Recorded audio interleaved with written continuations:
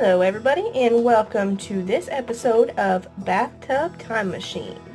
I've kind of decided that every once in a while we will do a bathtub video on the channel because that's where we started out. And what Bathtub Time Machine will entail is obviously me in the bathtub. Fresh face, no filter, where you guys get to see what I look like without makeup on. I don't really know what to talk about in Bathtub Time Machine, so that's kind of going to be what this one is about. This is going to be like the gab session time. So if there are any like suggestions or things that you guys want to talk about, go ahead and put them down in the comments, and that's what we'll talk about in the next Bathtub Time Machine. We'll go ahead and say that we'll do it every Wednesday. I just got a job at Ulta, so it might be in the morning, it might be in the afternoon. You never know, and I'm looking forward to it. Today, I think we'll talk about my eyebrows. I got them microbladed 11 days ago, and they look really great. My actual brows are a little crazy. You can kind of see what's going on here. I freaked out after I got them done because once the scabs started falling off, there was nothing underneath. And I was so scared. I'm like, oh my god, the ink is gone. What did I do? So I texted my best friend, who's the one that microbladed them. Her name is Rachel, and if you are in the Lima area, she is amazing, and she does them out of White Wizard. Anyway, so I texted her and I was like, so I think I screwed something up.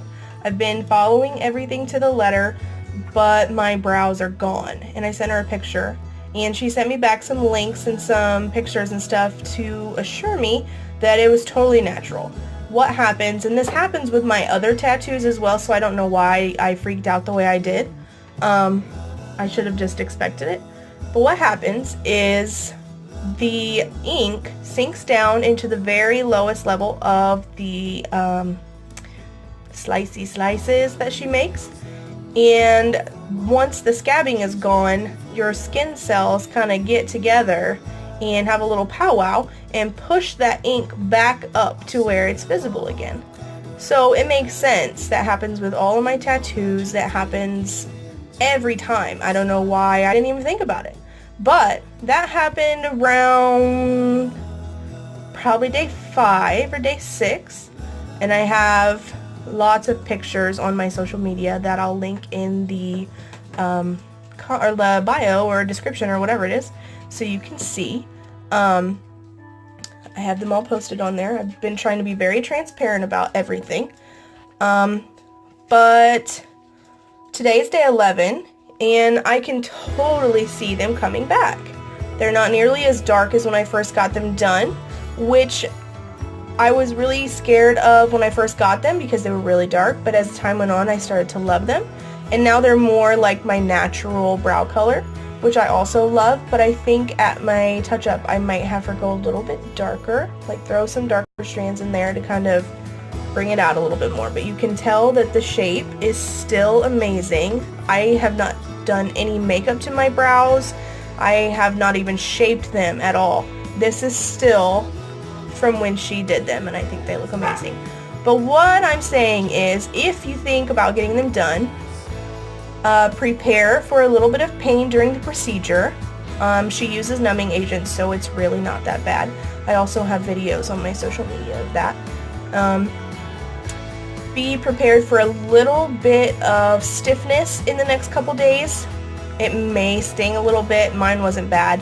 They just started itching a few days ago. Do not pick the scabs off. Your entire eyebrow will scab over, and it's inevitable. It's going to happen.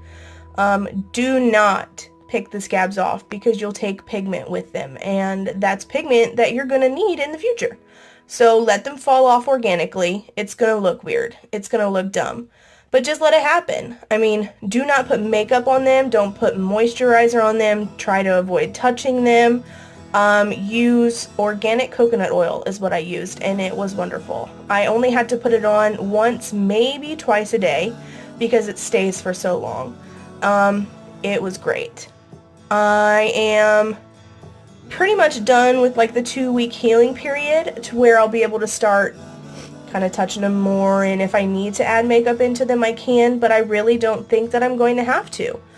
4 to 6 weeks you get them touched up, and then you should be good, depending on your skin type and how well it takes the ink, you should be good for 12 to 18 months.